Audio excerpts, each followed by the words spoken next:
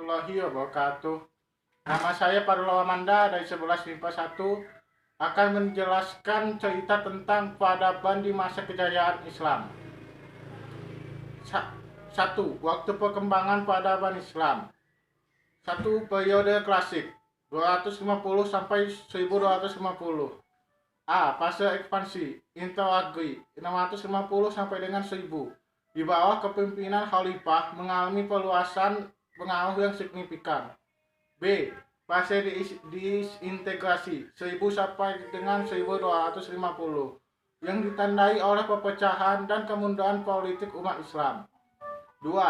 Periode pertengahan 1250 sampai dengan 1800. A. Fase kemunduran. B. Fase munculnya ketiga kerajaan besar 1500 sampai dengan 1800 yang dimulai dengan zaman kemajuan 1500 sampai dengan 1700 dan zaman kemunduran 1700 sampai dengan 1800. 3. Periode modern 1800 dan seterusnya merupakan periode kebangkitan umat Islam yang ditandai dengan pembaruan Islam. B. Faktor yang mendorong perkembangan Islam di masa kejayaan. Faktor internal. 1. Persisten dan istiqomah. 2. Ajaran Islam yang mendorong umatnya untuk maju. 3. Islam sebagai rahmat seluruh alam. 4. Islam sebagai agama dakwah. Faktor eksternal. 1. Terjadinya asimilasi antara bangsa Arab dengan bangsa-bangsa lain. 2. Gerakan terjemah. Pada masa periode klasik, usaha penerjemah kitab asing dilakukan dengan giat sekali.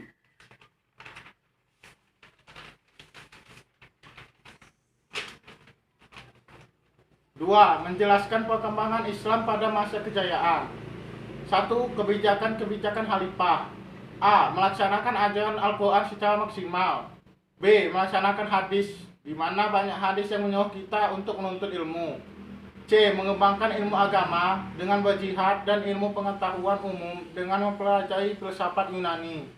D. Ulama berdiri sendiri serta menolak menjadi pegawai pemerintahan. 2. Tokoh yang berpengaruh mengangkat citra Islam di mata dunia. 1. Ilmu filsafat. A. Al-Kindini 809 sampai dengan 873 Masehi. B. Al-Farabi wafat pada 916 Masehi. C. Ibnu Majah wafat pada 523 Masehi. D. Ibnu Tufail wafat pada 581 Masehi. E. Ibnu Sina 900 sampai dengan 1037 Masehi. F. Al-Ghazali 1085 sampai dengan 1101 Masehi. G. Ibnu Rus 1126 sampai dengan 1098 Masehi. 2. Bidang kedokteran.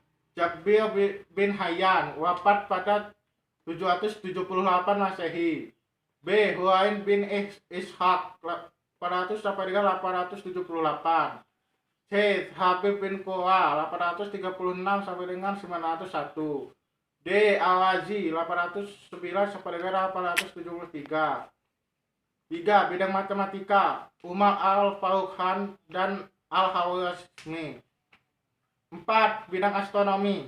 Al-Farazi, pencipta astrolog. B. Al-Ghatani atau Al-Bataknius. C. Abu Wafa yang menemukan jalan ketiga dari bulan. D. Al-Farukni. 5. Bidang seni ukir. Badruddin Sharif 961 sampai dengan 976 Masehi. 6. Ibnu Tafsir. A. Ibnu Jarir Al-Tabari. B. Ibnu Atiyah Al-Andalusi. C. As-Suda Mutail bin Sulaiman. D. Muhammad bin Ishaq dan lain-lain. 7. Ilmu hadis. A. Imam Bukhari. B. Imam Muslim. C. Ibnu Majah. D. Abu Daud dan E. Al-Tirmidzi. 3. Menceritakan tokoh-tokoh Islam.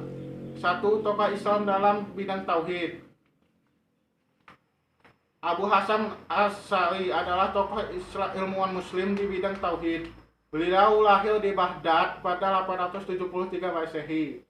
Ajaran Abu Hasan yang terkenal dengan paham Asy'ariyah Adapun ajaran yang ia tinggalkan saat ini yaitu sifat wajib dan maknawiyah Allah Subhanahu wa taala. Sifat wajib Allah Subhanahu wa taala: 1. Wujud, 2. Qidam, 3. Baqo, 4. Muhalafatul lil hawadisi, 5. Qiyamuhu binafsihi, 6. Wahdaniyah, 7. Qodrat, 8. Iwadat, 9. Ilmu, 10. Hayat, 11. Sama, 12. Bahal, 13. Kalam.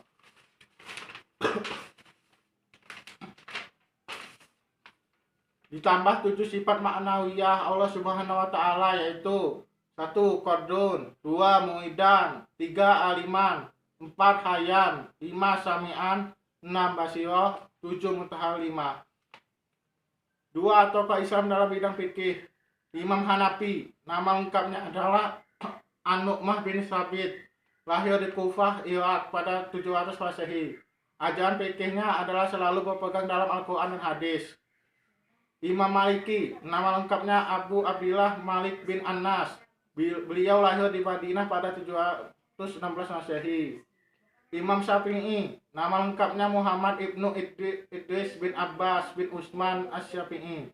Beliau dilahirkan di Palestina pada 727 Masehi. Menurut riwayat, beliau telah mahir membaca dan menulis Arab pada usia 5 tahun. Dan pada usia 9 tahun beliau telah hafal Al-Quran. Dalam ilmu fikih, Imam Syafi'i berpegang dalam pedoman Al-Quran, hadis, ijma, dan qiyas.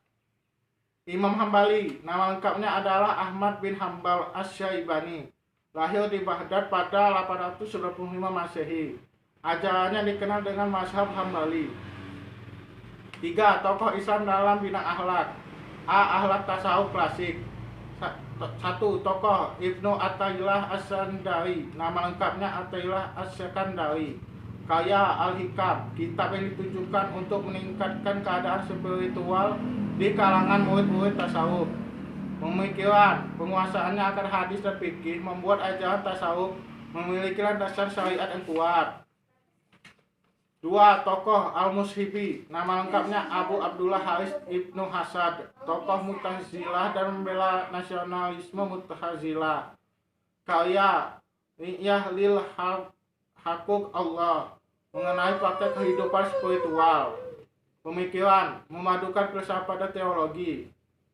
3. Tokoh Abdul Qadir Al-Jailani, karya Futuh Al-Ghaib atau meningkat kegaiban.